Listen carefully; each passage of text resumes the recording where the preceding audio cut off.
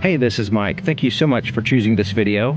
Today I'm in Myrtle Beach, South Carolina, visiting East Coast Honda, and I'm checking out a 2023 completely redesigned Honda Accord in the hybrid sport trim level. This vehicle is sitting on 235/40 Goodyear tires wrapped around 19-inch alloy wheels with a gloss black finish. It also has four-wheel disc brakes with ventilated rotors in the front and solid rotors in the back. The name of this color is Platinum White Pearl, and from some angles it just looks like a regular white, but when you catch it where the sun is shining off of it, which luckily the sun is shining today, you can see it's a really nice pearl coat. Hopefully the camera is doing it justice. Has little sparkles in it and just kind of subtle colors showing into the pearl coat. So here in the front, this one has the gloss black grille. So this portion is gloss black. This portion is a flat black here at the bottom. Now the Honda emblem also serves as the adaptive cruise control radar sensor. So it's kind of angled directly in front of the vehicle. There's also active grille shutters. I don't know if you can see in there, but they open and close depending on the cooling needs of the vehicle. There's also a camera that keeps an eye on the road right up here. And the headlights are a multi-reflector system. You first saw those in the Honda Civic, where the outer two reflectors are the low beams, and then there's an inner portion, sort of like an eyeball, is the high beams. It also has an LED daytime running strip and LED turn signals as well. Looking at the profile, you can see that flat black portion that was here on the front of the vehicle. It continues on to the base of the doors. There's also a little mud flap right there, as well as there in the back, and you can see that flat black plastic continues there. Now it has body colored side handles. Side mirrors are a gloss black on the upper portion. There's also a chrome strip. Very little chrome on this vehicle, and there's a chrome strip here across the top of the glass. The pillar here is a flat black. This is what the key looks like, and this is the new key design that Honda's been using since the new Honda Civic. And it's a little bit lighter, a little bit more rounded, easier to carry with you. And this is a full proximity key system. So all you have to do is have this key with you and you can use the vehicle 100%. You don't have to take it out of your pocket if you don't want. It has the lock, unlock, remote start, the ability to open up the trunk, which actually goes all the way up. So let's go ahead and do that right now. I'll show you. You see it just kind of spring loaded, so it pops up open for you. So as you're walking towards it with your groceries or whatever, you can quickly open it up and access the trunk. And there's also a panic button here as well, so let's go ahead and push that. So it has a nice strong horn. It's not like a little beepy horn like some vehicles. There's also a physical key on the inside of this key fob. I have a video showing you how to take it apart and change the battery and all that stuff if you want to check that out. But as long as you have this key with you, it can be in your pocket, it could be in a bag, as long as it's within a close proximity to the outside of the driver or passenger doors, you can lock the doors here on the front by placing your finger over this little sensor. It's kind of hard to tell, but there's three little dimples right there, and that indicates where the lock button is. To unlock it, there's a sensor behind the handle, so you put your hand behind the handle, and it senses the key on the outside of the door and unlocks the door and allows you access to the vehicle. There's also a physical key location here on the driver's side only. It's right behind the handle. Here's the inside of the passenger side door. You can see it's all black except for the handle. There's a little bit of stitching going on right here, but the materials are all soft touch here on the top. So this top portion right here, this is like an injection molded soft touch. It's not like super duper soft, but it is soft. And then right in here, this is more like a vinyl type material here, and it extends around all the way here on the front of the door here. This is a hard touch. This is hard touch. The inside of this handle is enclosed. You can utilize it as a pocket, but it's also hard touch. This is the armrest is of course soft touch. This is also that vinyl type material. And then the lower portion of the door is the hard touch durable plastic. And there's a pocket there at the bottom. You can utilize that as a pocket. But very simplistic door design here. Here's the threshold area, and then you can see it transitions. You can see where the actual door covers most of the threshold. So you can see right there is a seal. And then from there up is all behind the door, so it stays relatively clean. So this one is the cloth interior. It's not the L. So it has like a very smooth microfiber type cloth. Has like a little bit of a pattern there in the center part, stitching here on the outside, and it's like a pretty neat looking cloth seat, but it's not like a real rough. It's very smooth, like a microfiber type cloth, and it's a manual seat here on the passenger side. Plenty of legroom here in the front.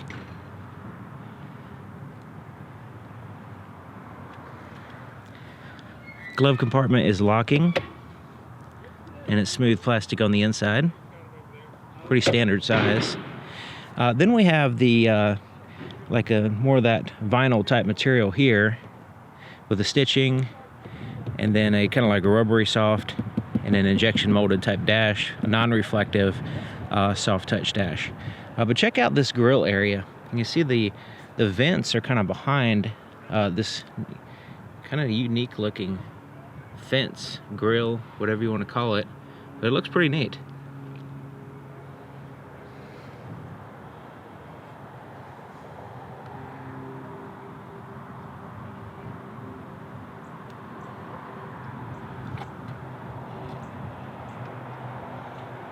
So you can see the opening here on the front door, nice and wide, lots of leg room to get in, headroom. It's very easy to get in and out of this vehicle, and you know, for a car, it's not super low to the ground, so it's relatively easy to get in and out overall. The back door, you can see it's a little bit smaller. This area right in here is a little bit smaller. This kind of impedes your entry and exit a little bit right here compared to the front. And then you can see the roof line kind of swoops down quite a bit. But overall, once you get in and get situated, it's actually pretty roomy. You know, unless you're like super tall back here, it's not so bad. It's just this part right here makes it a little bit more challenging. But the seat's a little bit higher. I don't know if you noticed that. The seat's a little bit lower, and then the seat's a little bit higher. So that kind of helps out, especially if you're tall, getting in and out of the vehicle. So you're not like climbing out or dropping down in as much. So the inside of the back door, we have hard touch surfaces instead of the soft touch. Here.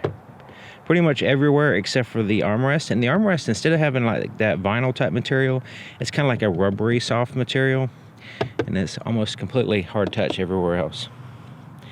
There's a pocket there and at the bottom as well. You notice there's no speaker back here like there was in the front.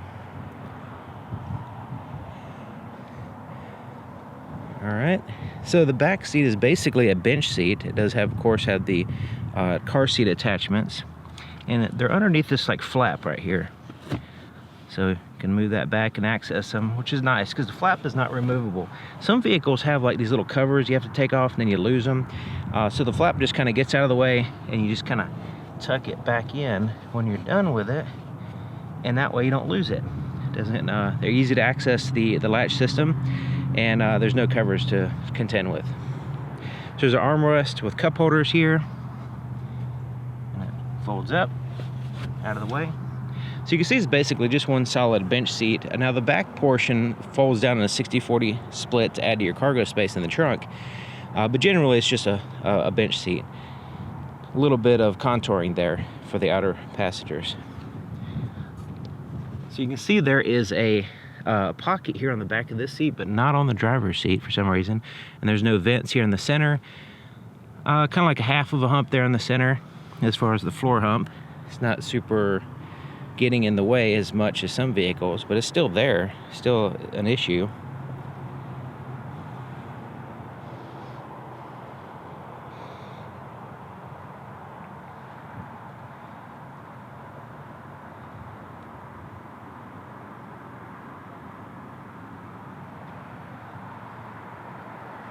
Taking a look at the back of the vehicle, starting here at the top, it has a gloss black shark fin antenna here in the top center.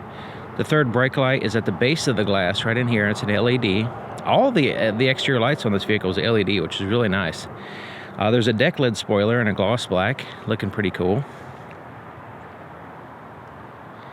Kind of gives it a little bit of validation to the name Sport, as far as the appearance anyway.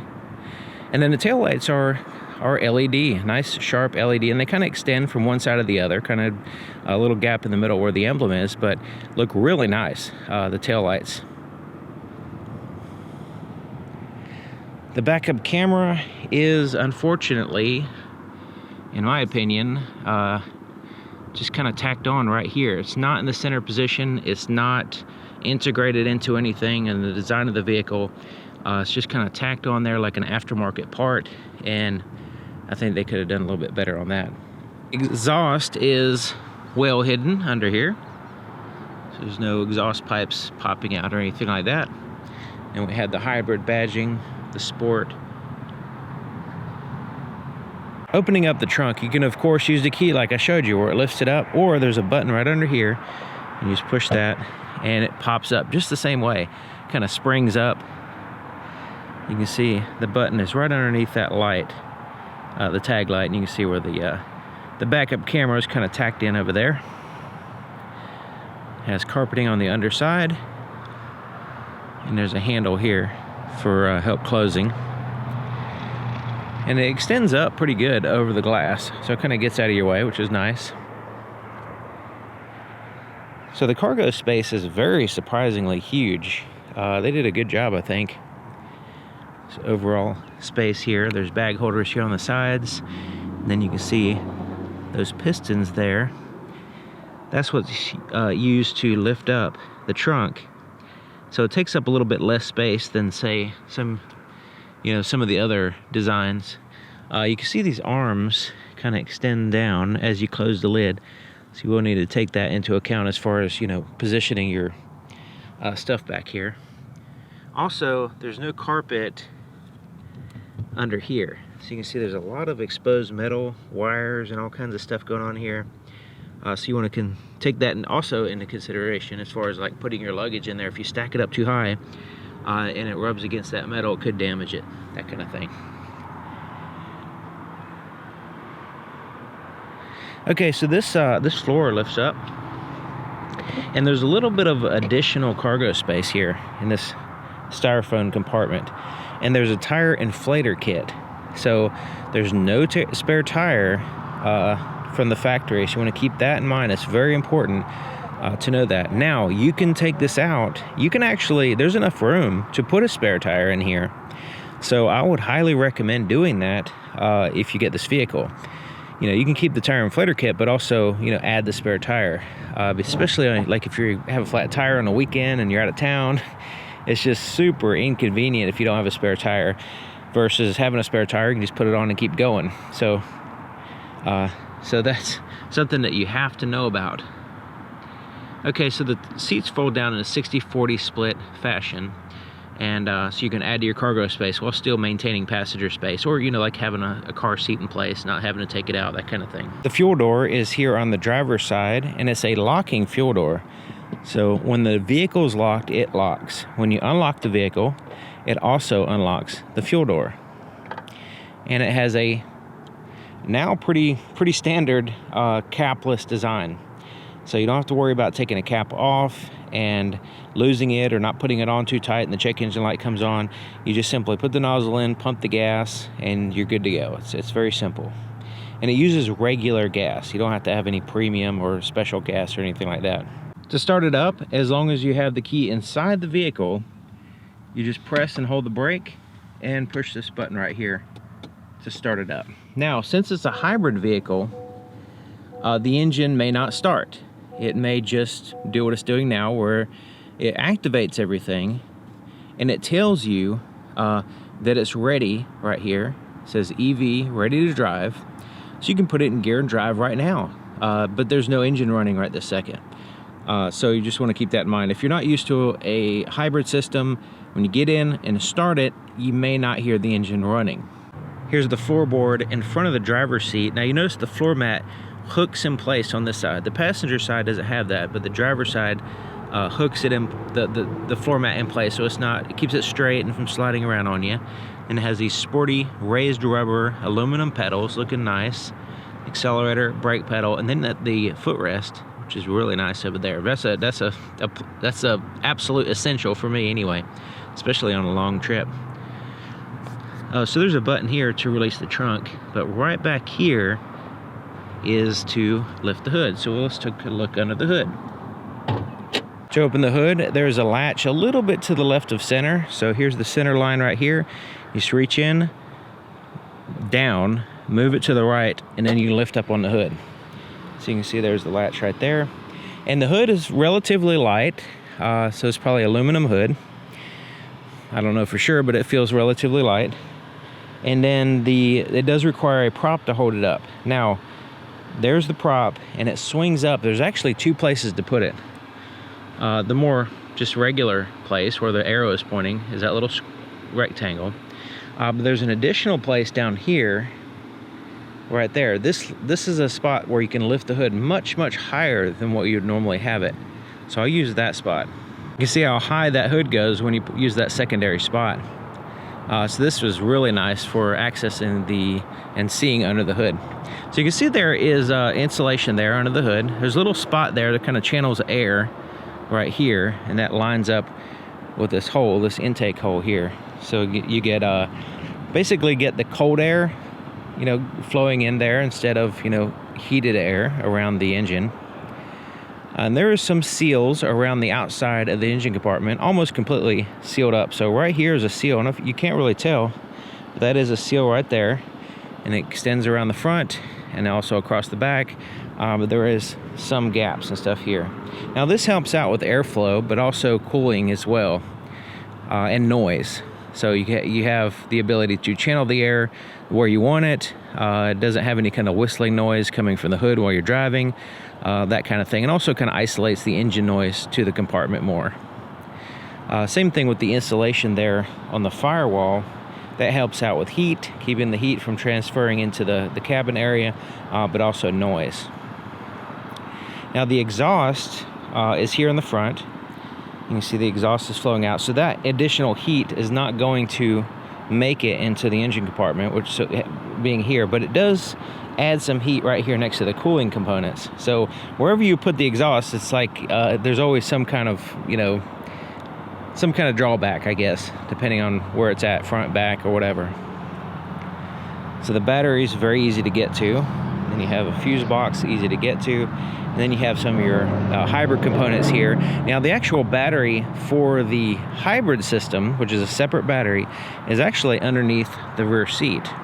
So it doesn't interfere with the trunk space or anything. So that's part of the reason why the back seat's a little bit higher than the front, which that's still typical on vehicles anyway. With this new hybrid system, it uses the engine and electricity, and when they combine that, when the battery's fully charged and you have, all the power the vehicle's capable of, which is important to understand because it's not always the case when you're driving, the total output is 204 horsepower and the total torque is 247 pound-feet. So this is impressive numbers, but it's going to vary depending on your charge level and depending on how you're driving and all that stuff. But it does feel very responsive, and I think they did a great job with the CVT, the eCVT transmission system. The blind spot detection system and rear cross traffic alert indicator is here on the side mirror. That illuminates when there's a vehicle in your blind spot.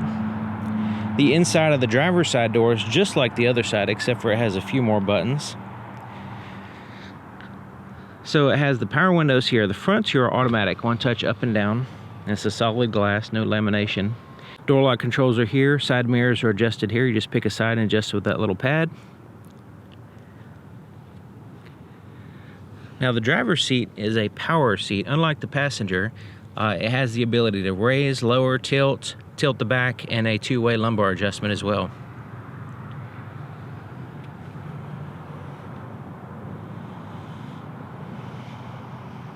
To the left of the steering column, you can see there's no buttons or anything here. There's just a vent and a tilt and telescoping steering column. and you lock it in place here. Well, the levers are very easy to get to and easy to use. I'm sitting in the driver's seat checking it out, and I have the driver's seat all the way back and all the way down to show you the potential legroom here. So I'm 6 feet tall, and this is just a tiny bit further back than what I would probably have it, but I could potentially drive like this all the way back and all the way down.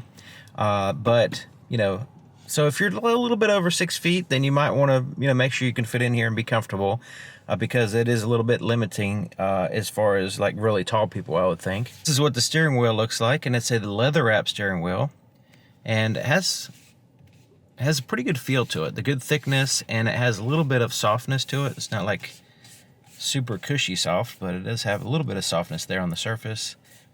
Softer in different parts depending on where you're holding it. Down here it's more firm.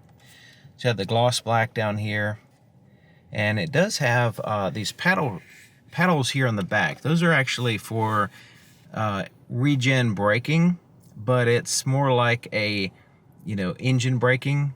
When you press the buttons, they're not going to stay into a particular setting, and it's only going to be temporary unless you press and hold this left one, and it'll set it more permanently. So you can set the regen to hold that regen level by doing that. But just pressing them is basically just going to give you engine braking, like you're going down a hill and you need to slow down, that kind of thing, which is very important if you're living in hilly areas. So there's volume here on the left side, and change to the tracks here on the left side as far as the buttons. You notice the buttons are very easy to read. They're just a white lettering on a black background, very simple, nothing complicated, nothing reflective in your face. I think it's really well done, the simplicity. Now it has this little scroll wheel here, and there's a voice recognition as well that activates it when you press the button. But also answers the phone as well, and so that's something else. But this little scroll wheel, it's rubberized, so you can press in on it and you can scroll it up and down. And we'll get to these buttons here in a second, because it kind of gets a little complicated there on the screen. So there's a scroll wheel here as well. So I'm going to go over those in just a minute. Now this has the adaptive cruise control, so you turn it on, you set, resume, cancel, pretty standard there. Then you can set the distance between you and the vehicle in front of you with that button, and then the lane departure, lane keeping assist system, where it actually turns the steering wheel, you can turn that on or off separately. Once the cruise control is set, you can turn that on. Alright, windshield wiper controls are here on the right side. Here on the left side is a turn signal, but it also has the headlight switch. So it has automatic. You can toggle on and off the daytime running lights, and then you have the parking lights and then the headlights there. It does have the automatic high beams, but that's something you'll have to go into the settings here to turn it on and off. And I wish there was a quick button to turn it off, because sometimes, you know, it doesn't work well and you're flashing cars or you're driving around with high beams in people's faces, that kind of thing. So it'd be better to have a quick button to turn it off when it starts doing that. Okay, so there is the gauge cluster. It's basically a screen. There is like these gauges here on the side. So this is the battery level, and then the fuel gauge is here on the right side. But here in the center, customizable screen. And so right now, it's showing a speedometer there, digital speedometer there in the center, the status of the vehicle, which actually shows like the brake lights and stuff. It's pretty neat, that little status, that little vehicle status. When I open the door, it shows there's a door open, you know, stuff like that. But then you can see right here the status of the hybrid system. So you're either using energy or you're regenerating energy. So that little needle kind of goes up and down. Digital clock, and then it shows the status of the vehicle. EV right now, just electric vehicle. It's not, engine's not running. And then it shows the outside temperature, and then the drive mode is basically automatic. And then over here, you can see in the center, it actually shows a little indicator of what's going on while you're driving. So as you're moving the vehicle, it has like little animations there showing you where the power is coming from, whether it be for the battery or the engine. And then there's the odometer. It's in econ mode. But basically, let's go ahead and start using these little scroll wheels here and here. So let's start with the left one. If I start scrolling it up and down, you can see that it has little options here that you can quickly go to your phone, the radio, USB, Bluetooth, smartphone, Alexa. You can also customize the display here, choose to display or hide some of those features depending on what you want. And then you can have the default audio and clock, or you can have that off. You can see what it looks like. It's more clean there, like so. But let's go ahead and turn it back on. You can see what it looks like there. So it's still not too bad. It still has the additional information there. Especially the clock is handy to have. Okay, so the right side, using the scroll wheel, so you can see we can change different things. So now we had a little animation with the engine charging the battery. And then the engine just turned off, so you can see how that comes and goes. So scrolling up and down, so we got fuel economy, speed and time, navigation, which is basically just the digital compass, driver attention, telling you to drive safely, the status of the seat belts in the vehicle, which is handy, especially if you have kids, oil life, maintenance, safety support, showing you what is activated, what's not activated. And then you can have just no content there. But if we can go into brightness settings.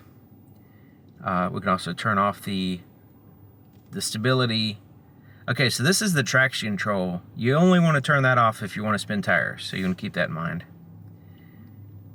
Gauge display settings. Let's go in here. So we can choose what we want to. Speed, distance units. Hide and show different things here, so we can have that. What we just scrolled through, you can have some of them hidden if you don't want to have that. But what's really interesting is this right here, gauge design. So when we hit that, let's go to, we have it set to round. Let's go to bar.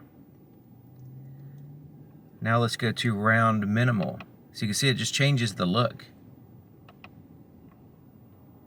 We can go bar minimal.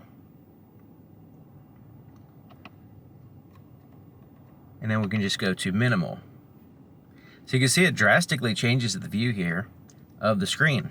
I really like that minimal. It's just like gives you the digital speedometer and just basic information, not a lot of extra lines, that kind of thing. But either way, it's still good. We'll go back to the more traditional round view there.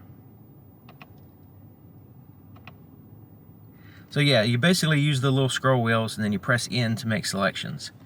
So you can customize the display. You can quickly change, your audio source and different things like that there on the screen. So that kind of helps out. It's a different way of interacting with the vehicle. So like the previous gen Accord, you had the home button and then you can use the little scroll wheel to make selections. This one's slightly different. You just start scrolling. So it eliminates that whole, additional step. So it's a little bit simpler in my opinion. So we saw the start button there. So here's the screen, the touch screen. And it has these buttons here on the side, and it's all a screen. There's no like physical buttons. There is a physical volume knob though. Okay, so we have the home button, which is we're in now. It's kind of like a cell phone. Little tiles here, little things here to select. You can, just like we saw on the screen, we have the power flow meter, which is pretty cool. We got the trip computer. And let's see what the radio looks like. Then you have the presets there at the bottom. It shows you what's playing. And we'll go here to the audio source, AM, FM, USB, Bluetooth audio, and smartphone or Alexa.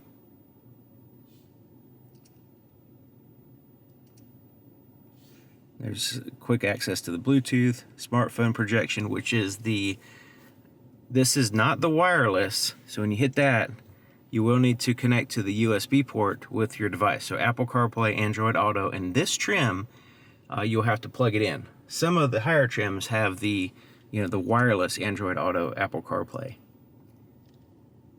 All right. There's Alexa, USB.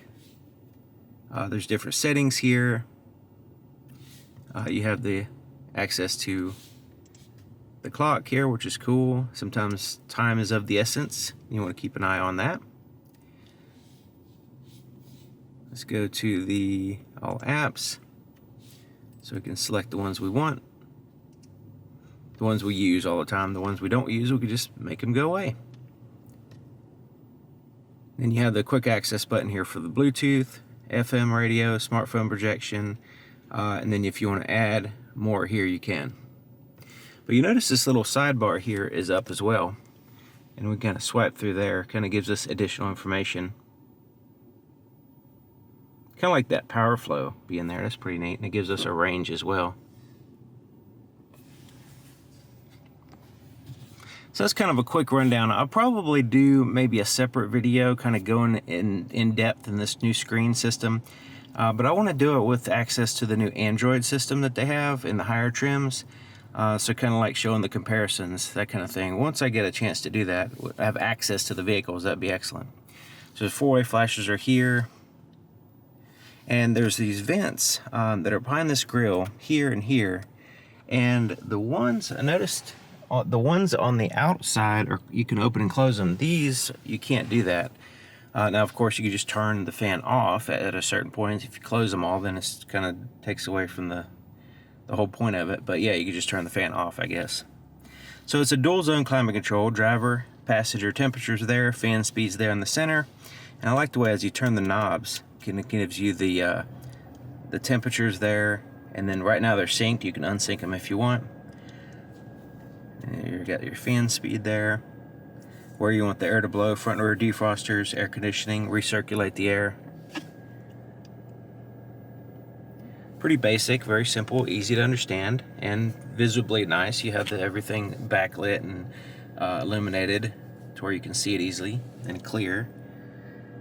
2 USB-C charge ports here, and then there's a place to put devices or whatever right here.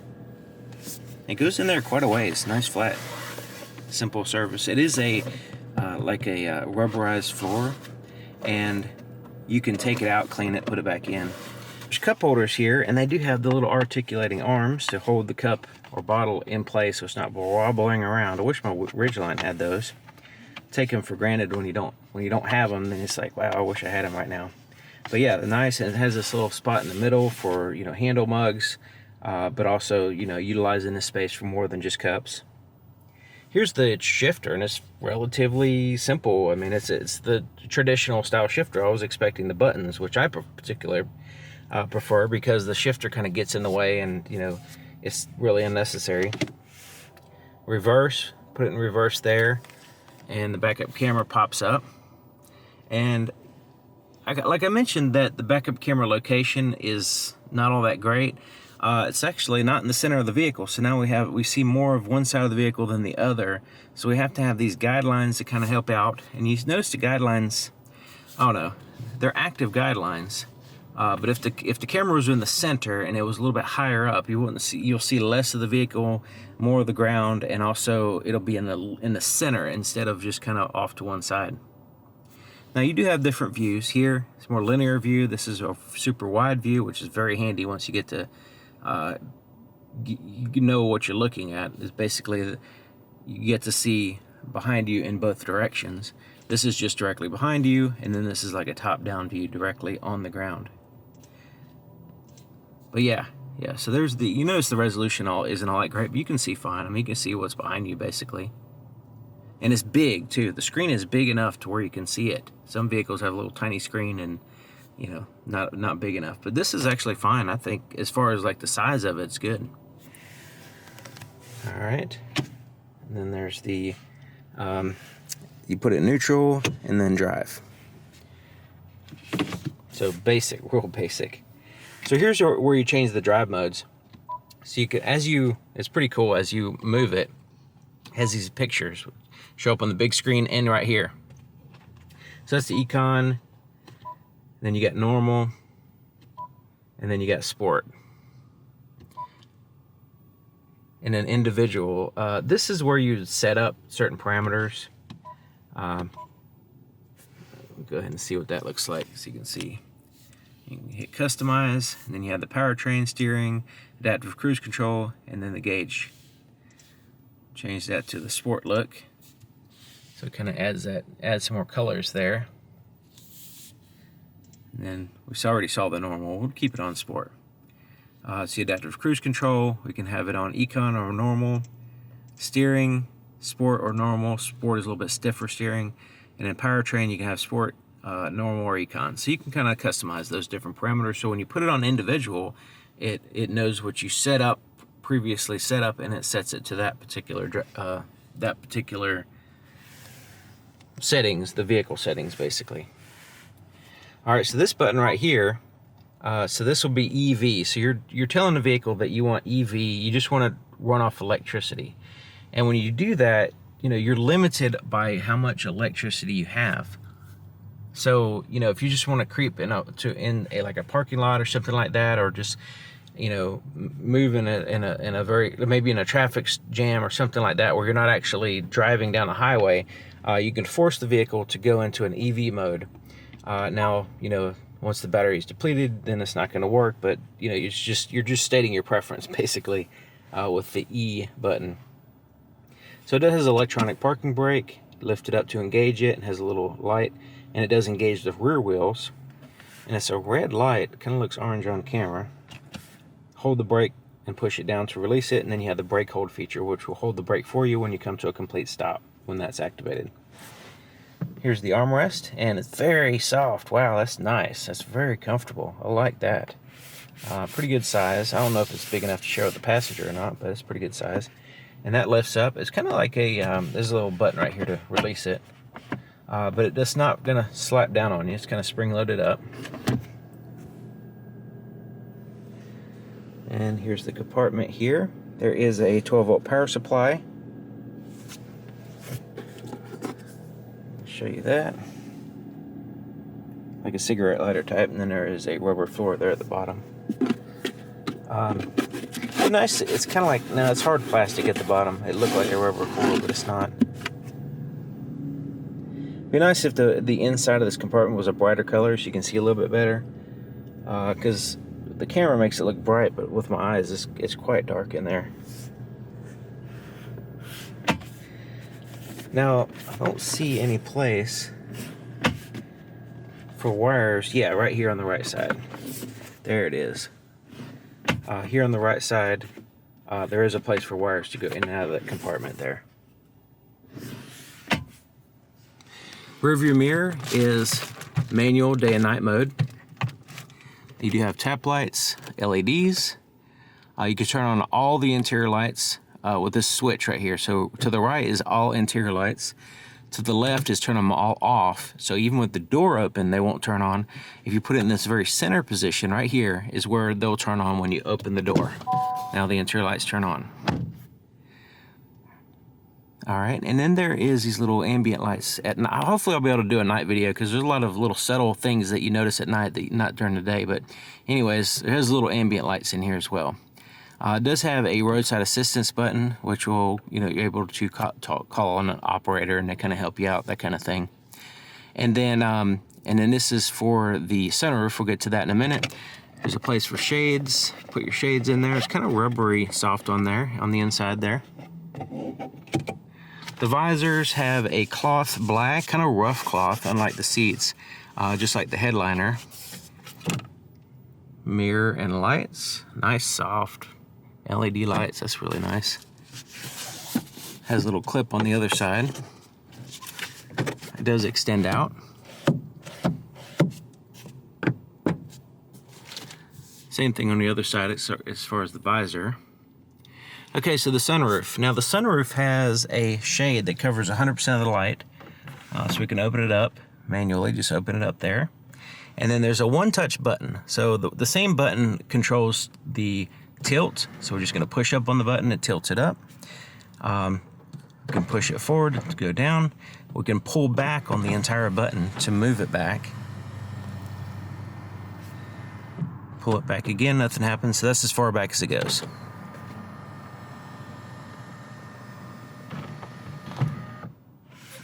Looking at the visibility there in the back, it's actually not too bad because it adds, in that last pillar there, adds an additional window. So there's not really a huge issue as far as blind spots or anything. So kind of looking over my shoulder and looking behind me and in the mirrors and everything, I don't really see an issue really overall. Now it depends on your rear passengers. If you got like passengers back there blocking your view, or cargo or whatever, so that's another thing. It does have the blind spot detection system, rear cross traffic alert, rear view the camera, backup camera system, all these different things that kind of help you out with driving the vehicle safely. So that's all a plus. Anyways, thank you for watching. Thank you to East Coast Honda here in Myrtle Beach, South Carolina, and I'll see you guys next time.